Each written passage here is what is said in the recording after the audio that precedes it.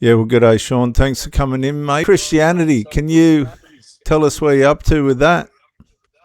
Uh, Definitely, it's clearly been the dominant religion because of the compassion that it holds as its core value for human history. But it's ironically, it is the most dominant for the last couple of thousand years. But it's only, in a sense, a new religion because prior to that, there was really what we could only describe as satanic religion.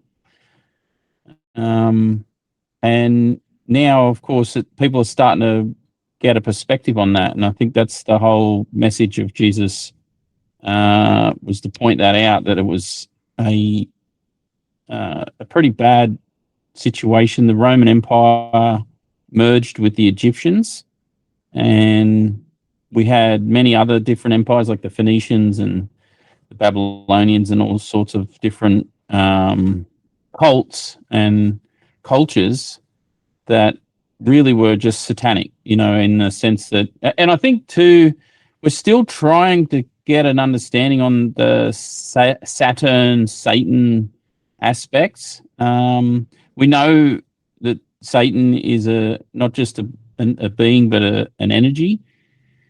So it's kind of interesting now that we see this sort of overlap.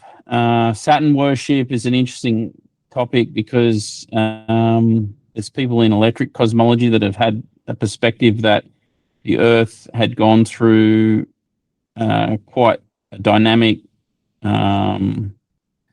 cataclysmic period where Saturn essentially captured it in an orbit. That's another story altogether, but at the same time, it's a similar sort of, and it's not, when I say mythology, like if you talk about mythology, people get the idea of like history and stories.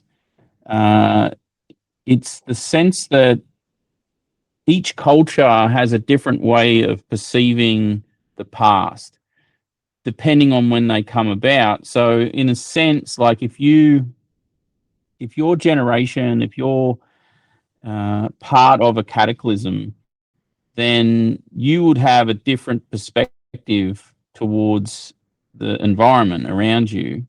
And if you're a religious person, you might feel like you've been punished. And essentially, most ancient peoples were highly religious in that sense. Like they had a sense of connection to the environment, to God, and to nature. And in many respects, your newer generations, your offspring, would not have the same perception because they would see that once things come good again, they would not even be able to perceive the sort of the cataclysmic nature of what preceded.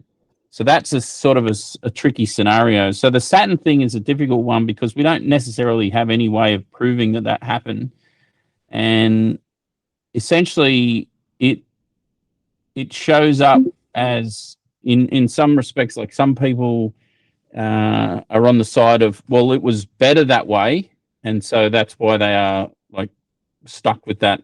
What's the term? Cult-like attitude. And then who comes later says, well, no, that would be worse that way. And then there's this sort of this battle. But to get a good theological perspective for me is to sort of say that the universe is vast, and it's definitely almost imperceptible how vast and divine it is. So it definitely does have challenges, but that's part of why we've been given life. It's not supposed to be easy. If it was easy, it wouldn't be much fun. And definitely the challenges that we have are what sort of push us forward to sort of get a better outcome for the future and for our children. So that's one of the things that's sort of been a complicated issue at the moment for people of this time, because Christianity has provided a good, compassionate view of how to sort of, live amongst each other. But some of the previous cults and sacrificial cults and that sort of thing have been a little barbaric, is probably just putting it mildly. And the complicated part of it is that now we see a return of some of that stuff. And also a deceptive way of those things coming back. Like some people are seeing the return of elements of those beliefs and practices, but are kind of mislabeled or misdirected or misnamed. But the basis of it is the same. Like abortion is a great example. Like that, clearly, people have been propagandized to believe that, oh, well, that's just to sort of, women's rights and that sort of thing. It's a bad practice, and it's a negative effect for all parties involved. And it's definitely not something that should be in any way supported in this scenario where we have a falling birth rate and there's hardly any chance for survival if we keep going at the rate we're going. So, yeah, some of these things are highly challenging. And of course, like, I guess abortion, sometimes people sort of have a perspective that that's only a modern phenomenon, but that's not true. That there's definitely been like the need for that sort of outcome, even in ancient cultures, and that's why Christianity's so valuable, because it's a compassionate and pro-life perspective. You said that you put a chronological aspect to this. You said that Christianity is pretty new. Given that Yeah. Islam, well, first you had the Judaistic side of it, where they come out of Egypt and all the rest of it a millennium or so before Christ. Then we get Christ. Then we get the emergence of Christianity and all the different dynamics and tussles that went through the Middle East with that. And then 650 years later, you get Muhammad, who went to the people of the book and was rejected, and then it all went south after that. How do you mean by Christianity's relatively I new? only mean in reference to the satanic cults. They're much older. I mean, if you had, like, in a simple sense, like the oldest religion is satanic.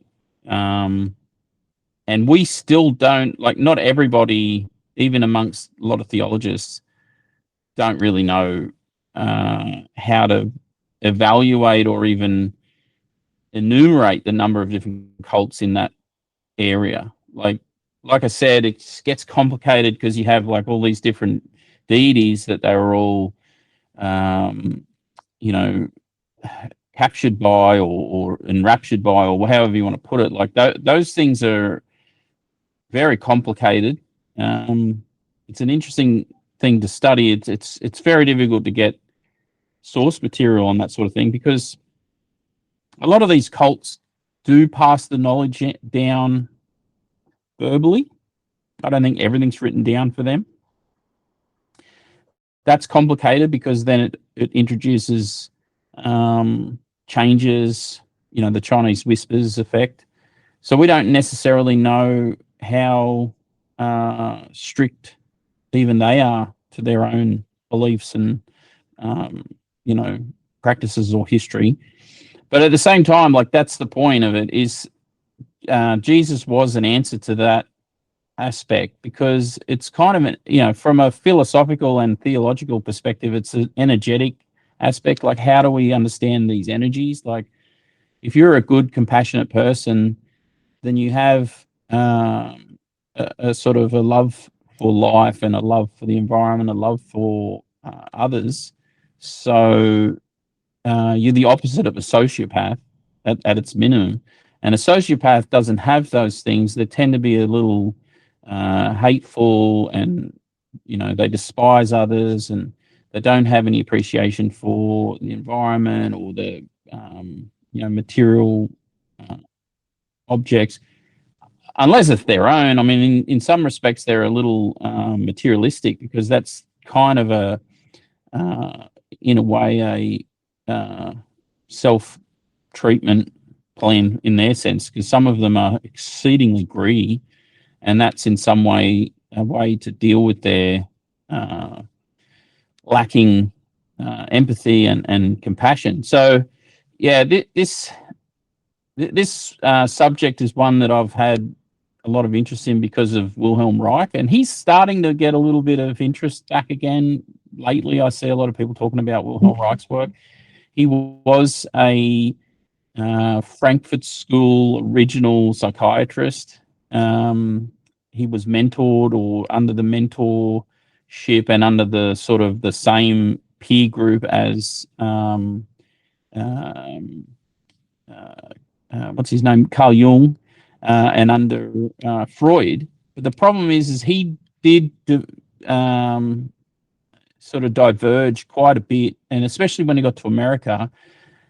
And he is like 30s era sort of, and lived through the World War I and II, so saw the effects of war and societal decay, and wrote a lot about the demise of, how societies divulge into, he called it mass formation psychosis.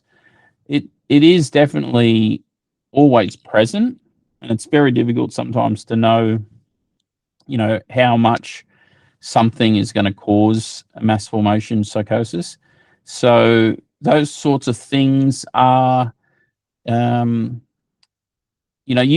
can have a school of religious thought, or even a corporate group, or any tribal group, or any set of individuals that can develop a mass formation psychosis. Like, that can happen, and he has a whole range of like discussions as to the causes of it. Some of them are controversial, some of them are not so controversial, but the reason they're controversial is because there are bounds to the way we deal with functionality as a living being. There's certain things we don't talk about in polite company, but at the same time, they are natural aspects of existence, like sex and sexual procreation and that sort of thing. And that's what he discusses, and it's quite a paradigm that you have to go through to fully appreciate it. And he did point out that the difficulty with it is because people are armored. That was the term he gave. I think others have got similar terms. I mean, armored means, there's like a barrier, or like a rigidness to certain new ideas, or to dealing with others. Because of that, then it's it's almost a self-fulfilling prophecy, or it's sort of a self perpetuating cycle, where just trying to deal with it creates problems if there are a lot of people that are armored in the topic, or the subject. And of course, when we're dealing with politics or culture or religion, etc., armored individuals are difficult in that sense. So it can lead to this sort of scenario. Now, I think what the best analogy is, like back in the Greek times, there were the sophists, and the sophists were kind of a rebellion against, Platonic, argumentation, etc. And that sophistry is sort of what you see when people get upset about something. They just start, going into a sort of a big hoo-ha about what's this and what's that, and it just devolves, into a mess. And so that's a sort of a similar pattern, and it's a human condition, but it is a living condition, and we've seen this in the way that animals are treated as well.